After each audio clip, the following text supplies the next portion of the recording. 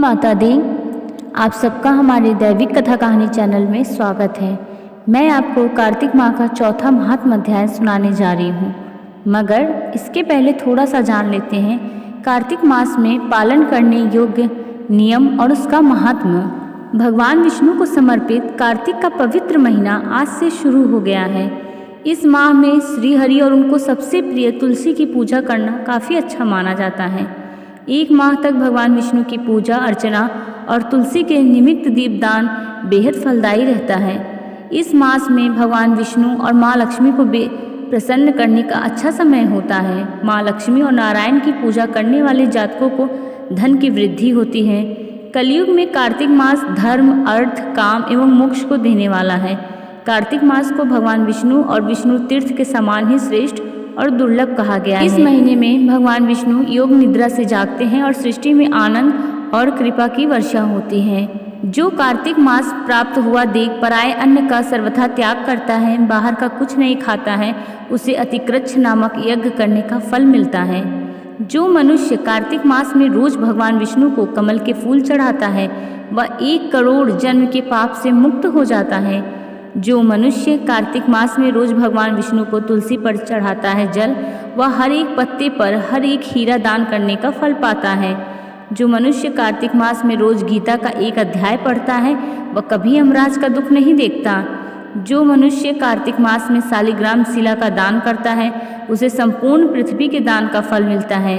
कार्तिक मास में जो व्यक्ति पूरे मास पलाश की पत्तल में भोजन करता है वह विष्णु लोक को जाता है।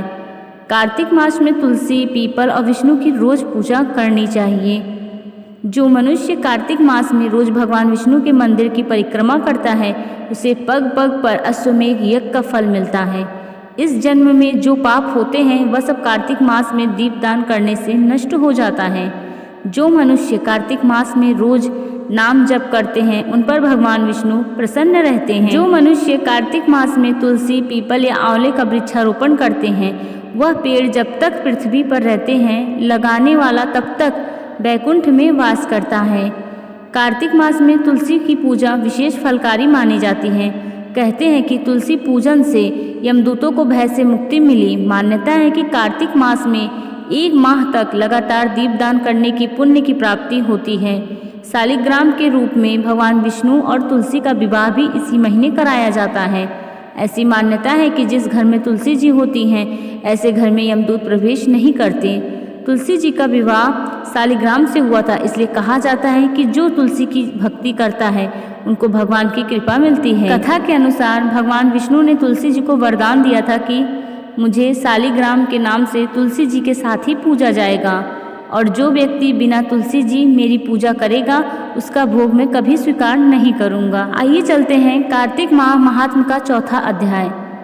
माता शारदा की कृपा लिखूं भाव अनमोल, कार्तिक महात्म का कहूँ चौथा अध्याय खोल। ऐसा कहकर भगवान विष्णु मछली का रूप धारण कर लिए विंध्याचल पर्वत पर तप कर रहे महर्षि कश्यप की अंजलि के जल में जा पहुँचे। महर्षि कश्यप ने दया करके उसे अपने कमंडल में रख लिया। जब उसने बड़ा रूप धारण किया तो उन्होंने उसे कुएं में डाल दिया। जब वो कुएं में भी ना समा सके तो उन्होंने उसे तालाब में फेंक दिया और जब वह तालाब में ना आ सकी तो उन्होंने उसे समुद्र में डाल दिया और वहाँ पर भी बढ़ने लगी। फिर उस मत्स्य रूपी नारायण ने उस शंखासुर को मार डाला। पश्चात शंख को हाथ में लेकर ब्रदिवन में आ गए।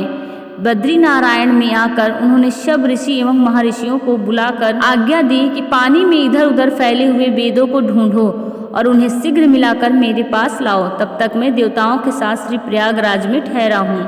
इसके बाद सब महर्षियों ने इन सब वेदों मंत्र को ढूंढ निकाला। उन वेदों में से जो भाग जिस जिस ऋषि को मिला वह उसी का हो गया। वह उस भाग के उस दिन वही ऋषि कहलाए। सब वेदों को लेकर ऋषि महर्षि प्रयागराज में आए और उन्होंने वे सब भगवान विष्णु एवं ब्रह्मा जी को समर्पित कर दिया। ब्रह्मा जी वेदों को पाकर बहुत प्रसन्न हुए। उन्होंने देवताओं और ऋषियों के साथ अश्वमेघ यज्ञ किया। यज्ञ के अंत में देवता, गंधर्व, यक्ष, नाग भगवान विष्णु को दंडवत करके प्रार्थना करने लगे।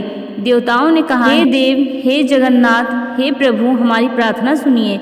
हम लोगों के हर्ष का समय है, इसलिए आप हमें वरदान दीजिए नष्ट हुए वेद पुनः श्री ब्रह्मा जी को प्राप्त हो गए हैं। हे लक्ष्मीपति, आप हमको अनुकंपा से हम देवताओं को यज्ञ का भाग भी मिला है।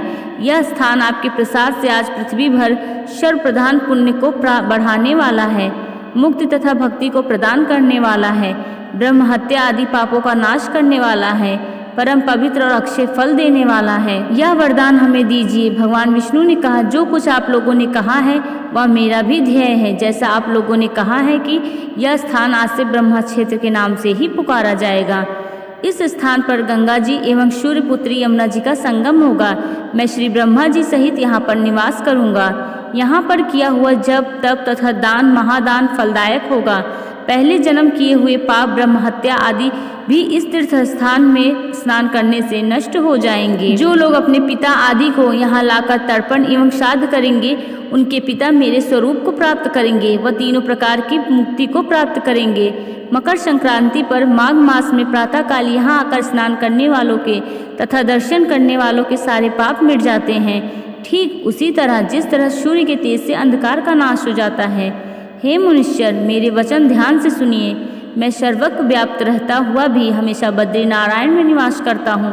सैकड़ों वर्ष तक किसी दूसरे स्थान पर तप करने का जो फल मिलता है, वही फल यहाँ एक दिन में मिल जाएगा। जो मनुष्य मेरे उस स्थान बद्री का आश्रम का दर्शन करेंगे, वह जीवन मुक्त हो जाएंगे और उसके समस्त पाप नष्ट हो जाएंगे। सूत जी बोले, ऐसा कहकर भगवान विष्णु अंतर्ध्यान हो गए और देवतागण भी अपने अंशों को वहीं छोड़कर चले गए। जो मनुष्य कथा को श्रद्धापूर्वक सुनते एवं श्री प्रयागराज एवं बद्री धाम जीने एवं स्नान करने के समान फल प्राप्त करते हैं। आगे की ऐसी वीडियो देखने के लिए और 5वां अध्याय सुनने के लिए हमारी वीडियो पर बने रहें। अगर हमारी वीडियो अच्छी लगती हो तो हमारे चैनल को लाइक शेयर सब्सक्राइब कर दें। आप सबका इतना सारा प्यार पाने के लिए आप सबको कोटि कोटि प्रणाम। जय माता दी।